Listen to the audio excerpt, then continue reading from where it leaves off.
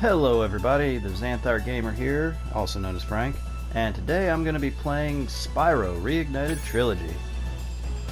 Now, as a kid, I used to love the Spyro games. Of course, I only ever had the opportunity to play the third one, which, it was awesome. As you can see, I only just started on Spyro 2 on my main save file. And I've already completed Spyro 1 and 3. But today I'm going to be doing Spyro 1, and this is going to be the start of a full 100% playthrough. I'm going to try not to cut out any interesting content while cutting out anything that just kind of drags on. But in the world of dragons,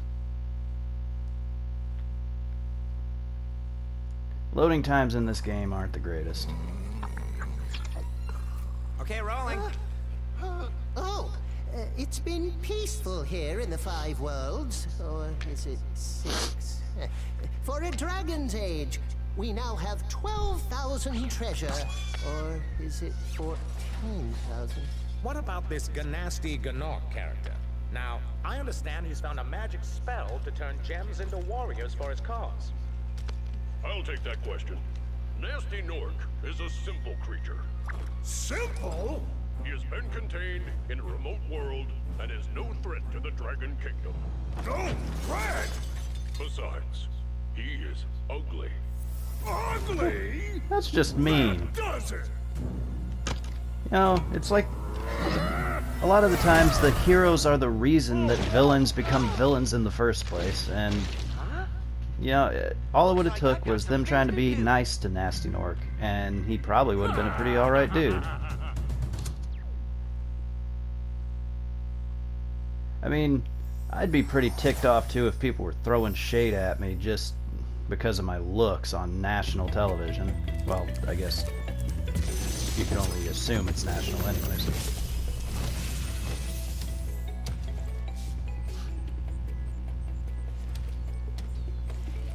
Thank you for releasing me, Spyro. Free 10 dragons in the Artisan world, then find the balloonist. He'll transport you to the next world. What about Nasty Nork? I'm going after him. Find dragons first. That's all I can tell you. Yay for my teachers being vague for no apparent reason. So, originally I played these games on the PS1. And gotta tell you, the updates that they made to the game's graphics and everything. Oh crap, forgot to set my timer. Great. Just ignore this. It is unnecessary. Alright, there we go. This episode's probably gonna go a little long anyways. But anyways, so the graphical upgrades that they made to this game are amazing. Oh, it drives me crazy. I feel like there should be something in there, but I know there's not.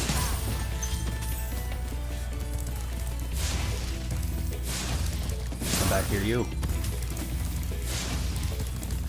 I mean, it's just beautiful to look at. I mean, look at this. It's amazing. You know, there are a few bugs, a few glitches here and there. Like, at one point when I first started playing through this. Nasty Nork? I'll torch it. Keep your horns on, Spyro. You have much to learn first. Do you know what the dragonfly following you is doing? His name is Sparks, and he's helping and protecting you. Keep an eye on him and see what I mean. So yeah, Sparks changes colors as you take damage. Like that. Whoops.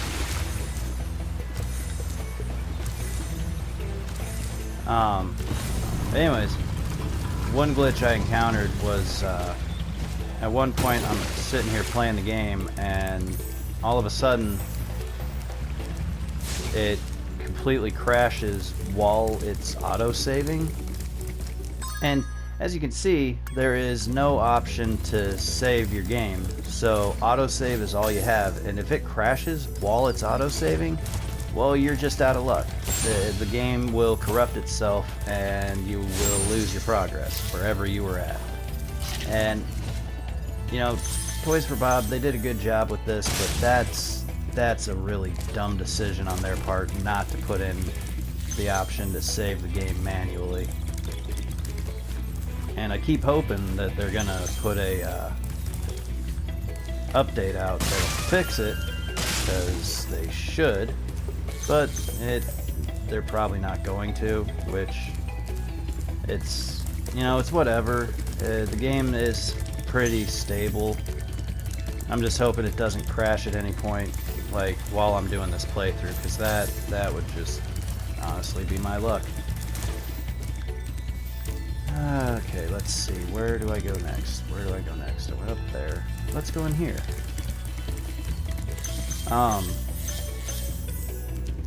And Spyro's honestly one of my favorite video game characters ever. If not Hey, my Spyro, number one press favorite. the jump button twice to glide. And don't be afraid. Afraid? Of what? Falling from high mountain peaks? Plummeting into prehistoric glaciers? Oh, that.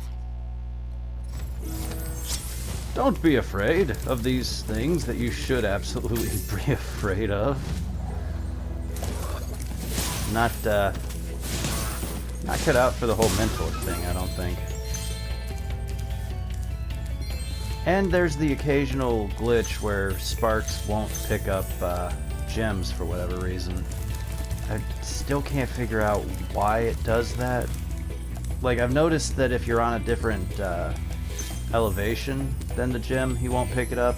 But sometimes he just will not pick up a gem regardless of if you're on the same elevation as it or not. It doesn't make a whole lot of sense, but, you know,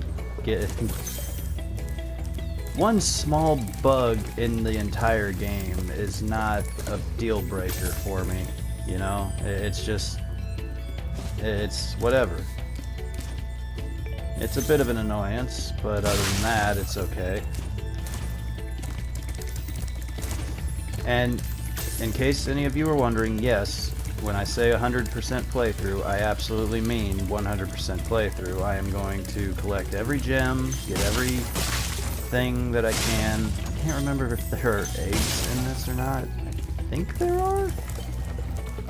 But anyways, yeah. Argus. Cool flash. Do that again. The artisan's boss is through a portal in the Dragon Mouth, but you're not yet ready, Spyro. First, you must complete one of the other artisan lands.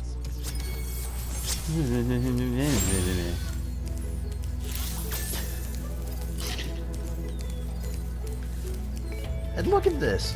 This freaking statue looks so cool. Oh, and this is the fairy Fiona. I think her name is Fiona. Wait, is that the name of... I might be remembering a different character from a later game in the Spyro series. It's been a while since I played these. Alright, let's go to town. Whoa. Well,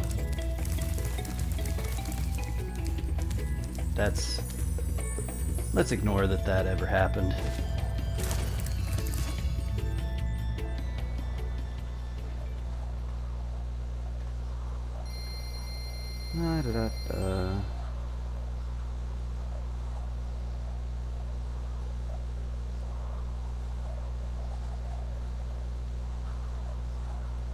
Currently, I am talking to someone on my Facebook Messenger, so forgive me if I kinda...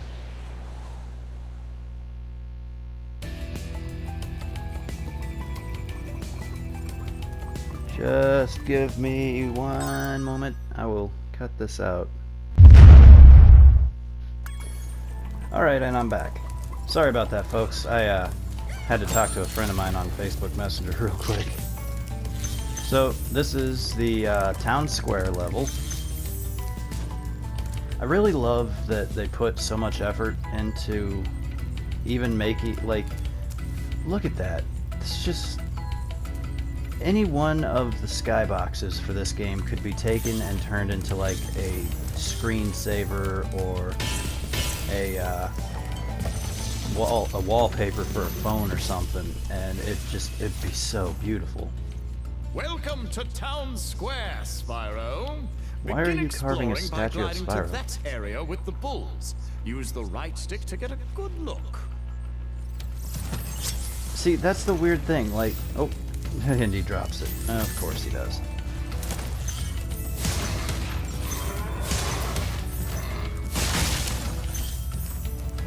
Well, that was a load of bull. But I'm sorry.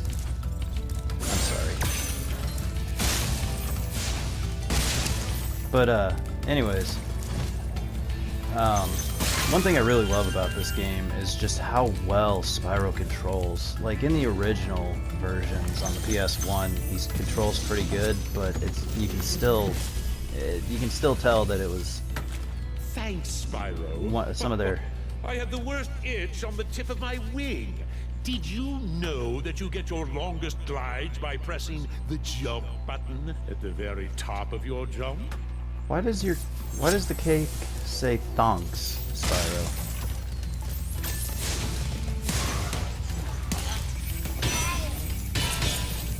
Anyways, but I really do. I love how well he controls.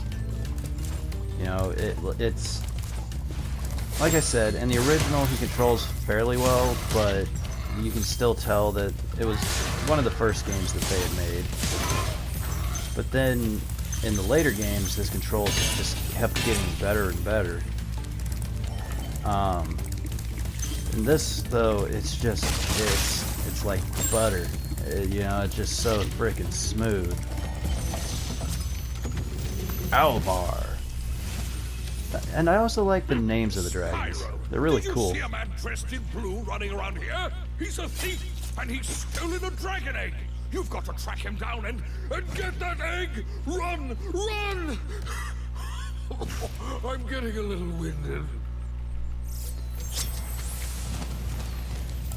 Jeez. I mean, even I'm not that out of shape that I get winded just from yelling.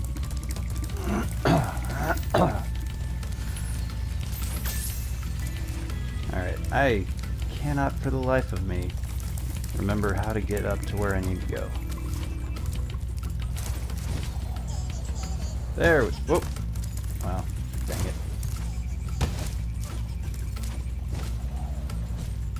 Oh right, he doesn't have the... Okay, so I keep forgetting that it's not until later games that he has the flutter. You know, there's probably an easier way about doing this that I'm just forgetting. There we go. But in later games he has a little flutter ability that lets him more easily get up onto ledges and stuff as you're gliding. Oh, got him. Well, there I go. Of course, now I gotta go all the way back around and do that again. Now that I think about it, I can't really remember if this game has any swimming areas that you can actually survive going into. Like, I think most of the pools of water in this game are fairly dangerous. But yeah, at this point I'm just rambling. But you know what? Ramble on.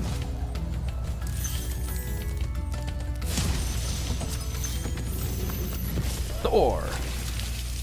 And he's in charge of water. Me, Spyro. Okay. You can always track your progress by accessing the guidebook through the pause menu. But you can't save through the pause menu. That's too much to ask the developers to add. Really? I haven't.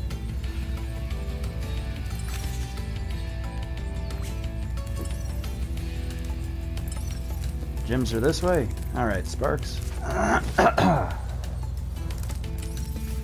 Yeah, like I've said before in my Undertale playthrough, I'm not used to talking this much, so it's gonna be a bit difficult for me.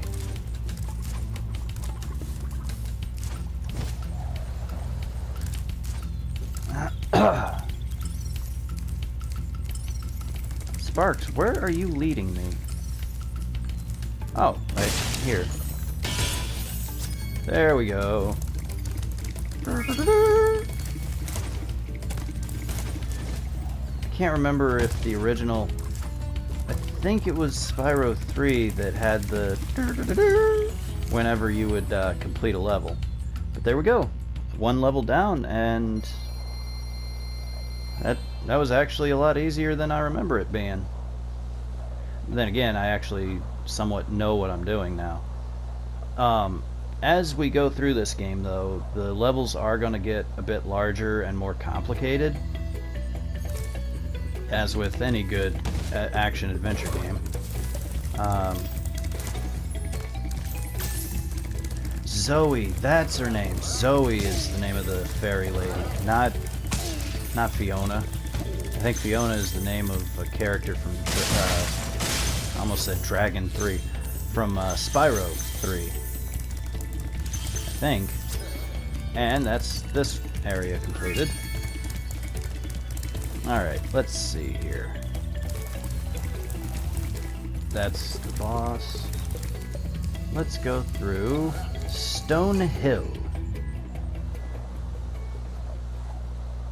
I'm gonna let this episode go a little long. Give you guys something worth watching. 300 gems. Ha ha. You know, I wonder...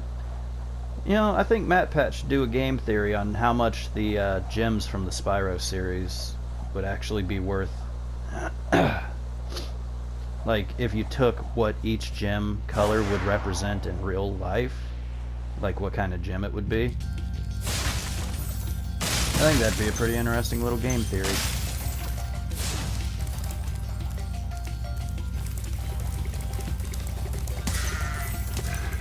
Of course, as he points out in his Minecraft episode of what the worth of diamond armor would actually be. I think it was the one about diamond armor? I don't know. But anyways, he points out that for the most part, the value that gems are worth are more based on how much people actually want them.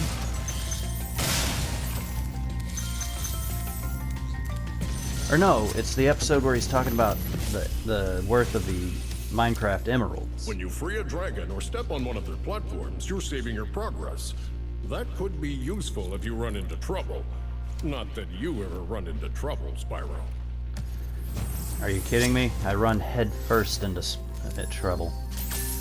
I almost said I run head first into Spyro. That would cause one heck of a headache. Anyway, I'm not gonna talk about other YouTube channels very often. Like, I don't want to be name dropping and have people accuse me of just name dropping to try and get popular or something like that. After you've freed all the dragons, pass through this fancy vortex thingamajigger. It'll take you back to the artisan home. But first, let me tell you a story. No thanks. See ya! Well, that's... You know, I guess nobody ever accused Spyro of being polite to his elders. Mostly he's just too cool for school, you know, that kind of whole deal.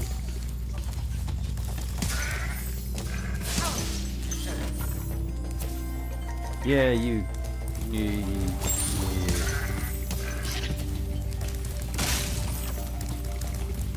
Another thing I love about this game is when I was a kid and I first played these games and the PlayStation 3 came out, like because I was a bit late into the console stuff. I got a PS2, and then like a couple of years later, the PS3 came out. You know, but when I played these games on the PS1 and actually saw the graphics on the PS3, I called it. I friggin' knew that they were going to eventually remake these games in HD.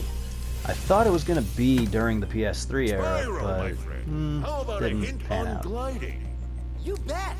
For the longest glide, press the jump button at the top of your jump, and try pressing the action button to drop down mid-flight. This would all be great advice if I didn't already know how to play the game. And this right here, I mean, it just talk about making you want to explore. I mean, there's just so much detail in the distance. It makes you want to go outside the boundaries and check it all out, you know? I mean, they did a great job with remaking this game and making you want to explore it. Yeah. Oh. Who put that tree there?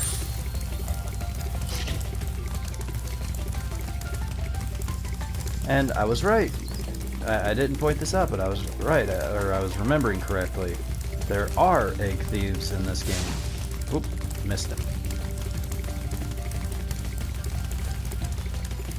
I like that the egg thieves started in Spyro 1 and then like turned into one of the main mechanics of Spyro 3. Spoilers. Sorry. Then again, if you don't know anything about these games, welcome to my 100% playthrough. But yeah, it's just it amazes me just how much they can make you want to explore a game just by, you know, upping the detail, adding a few extra details here and there that if you played the game before you knew weren't there in the original. It really is just a perfect example of taking something small and turn it into something so much bigger than anything you could have imagined, you know? And these games, man, they were beautiful for PS1 era games. They were, honestly, in my opinion, just amazing as PS1 games go. And the fact they were able to make them even better, it's amazing. Oh, where is the key at? Watch the dragonfly, Spyro. His color indicates his power. When he eats butterflies, he stays strong, like me. Sure. Alright, I've got to find the key now, and I can't remember where it is. Oh boy. This episode's gonna go way too long if I'm not able to find that key quickly.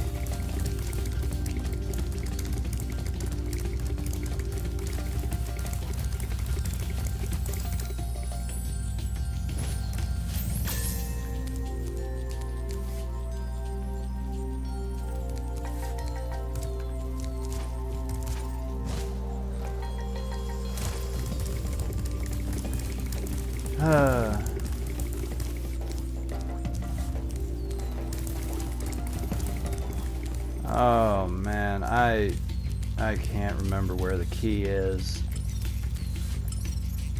And unfortunately, Sparks doesn't really point to where the key is. Oh, maybe somewhere down here? Yes! Oh, thank goodness. Okay. Episode saved. Alright, I'm gonna go ahead and finish this off real quick. And I was completely wrong, I just realized. He does point to where the key is. Well, better late than never, I suppose.